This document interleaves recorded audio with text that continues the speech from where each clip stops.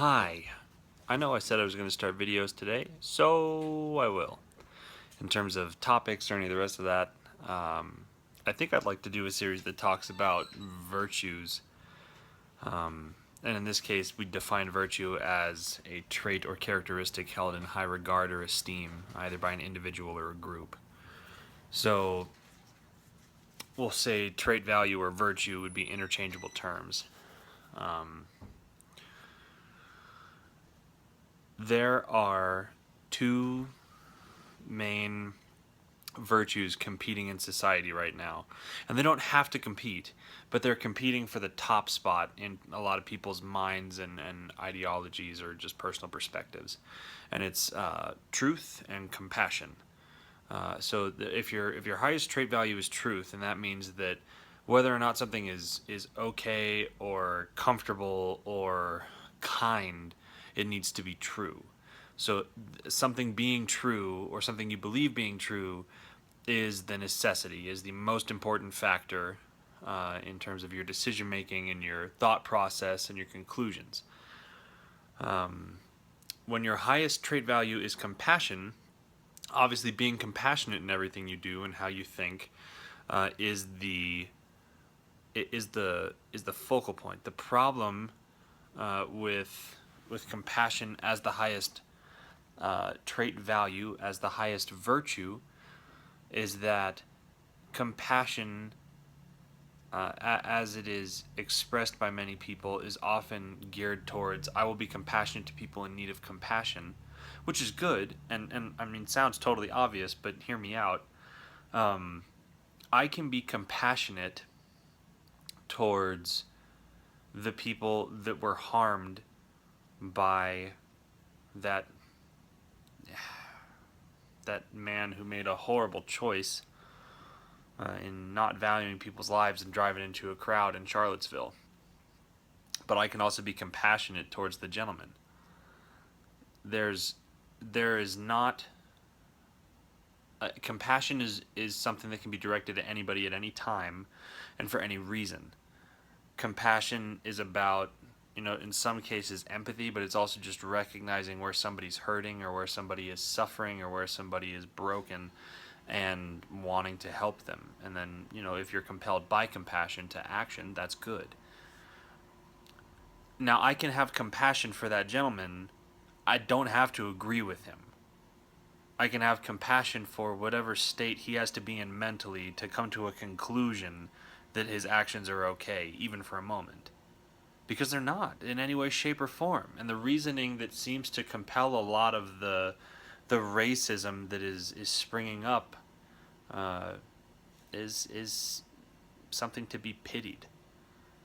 It's not from a healthy place. It's not from a mentality as they presented, which is free of fear and trying to act on freedom. It's compelled by fear. It's born of fear. And fear and truth are not good buddies, at least in terms of the Judeo-Christian thing. Okay, so here's the deal. Compassion being your highest trait value means even if somebody is wrong, if they are downtrodden, if they are hurting, if they are suffering, even if their suffering is not real, or at least not actual, we'll say, not real in the sense that they don't feel it. They may very well feel it, but that the antagonist that somebody has built up in their mind may not exist. If I'm compassionate to the point where I will make something true that is not, or I will give validity to a point that is invalid, I start screwing up my ability to actually help people. It's like, how do I... Okay, so when we talk about mental illness, for the record, I think most of how we deal with mental illness in this country as a society is pretty pathetic. We could be doing a lot more to help people. We could be doing a lot more to take care of people, and we could be taking away the stigma of talking about mental health issues, because just because somebody's struggling with something doesn't mean that they're crazy. It doesn't mean that they can't be an awesome, important fully fully lived member of society. It just means they're struggling with something in the same way that I'm, struggling against my poor life choices and eating junk food and now paying the price for it by going to the gym and, not being as strong as a lot of the people that I get the opportunity to work out with. That, look, it's silly. It's not an important example. It's just that everybody's got stuff. We don't need to stigmatize it. We just need to be willing to help people. And that's true. And in that way, compassion is good. Where it becomes a problem is if my desire to empathize with somebody who has a mental illness means that I validate their perspective. As Ben Shapiro talks about it in connection to a few different things, and I'm not trying to have the kind of discussion he was trying to have at the moment, if you know the video that I'm about to quote from. But Shapiro is discussing that his grandfather had like schizophrenia or something to that effect, and he thought that the radio was talking to him, that it was having conversations with him and compelling him to do things or say things, and it is what it is. It would not have been helpful, even though it may have been from a desire to be compassionate, to tell his grandfather that that was true, to agree with his perspective because he held it. Truth being the highest virtue says that I will help people try and deal with and exist inside of reality because it is what is real. It means that I want people to understand what's going on with them. I want people to know what the world around them is like. Excuse me. It doesn't mean that we don't have compassion for people. It doesn't mean that we don't practice and aim for compassion for people, for their lives and what they're dealing with, what they're going through. And it doesn't mean that we don't get down in the mud and the muck with people where it's necessary to lift them up and love them and treat them with respect and dignity. But it does mean that at no point in time, if truth is necessary to really be compassionate to somebody, if I need to actually recognize both the value of a person, who somebody actually is, not just what they believe about themselves, because a lot of the times people don't even like themselves. That, like, negative self-talk is something like, I don't know, it's a short novel a day for most people. Like, constantly just ragging on themselves. I'm not good enough for this. I'm not effective at that. I don't look as awesome as they do, or I don't think as well as they do, or take your pick. The point is, we spend enough time accusing ourselves of things and accusing each other of things in judgment. That's not doing us any good. But we do have to be real with what's going on. For instance, if nobody told me that I needed to get healthy so that I can be around for my girls, if nobody said to me, you need to stop drinking as many energy drinks, you need to stop eating as much pizza, you need to really aim to take care of yourself, if no one ever told me that that was necessary, and actually if they did the reverse and they told me that no, your lifestyle choices that you had from college are fine, just keep doing that, don't change, don't exercise, don't do anything because you do you, boo-boo, like, that's not helpful to me. That's a hindrance. It may feel helpful. It may validate where I want to maintain in my comfort level, in my comfort zone, so to speak, but it doesn't help me. It's the illusion of help. And it may be from a desire to be totally compassionate and empathetic and to see me thrive where I'm at because they don't want people to judge me or they don't want people to change me out of hand. But sometimes we just need to change. And siding with ideas that are wrong out of compassion doesn't help people. I argue for the highest trait virtue to be truth 100% of the time because I don't think you actually exist well without truth. I don't think you can experience things to the fullness that life allows for if you don't recognize reality.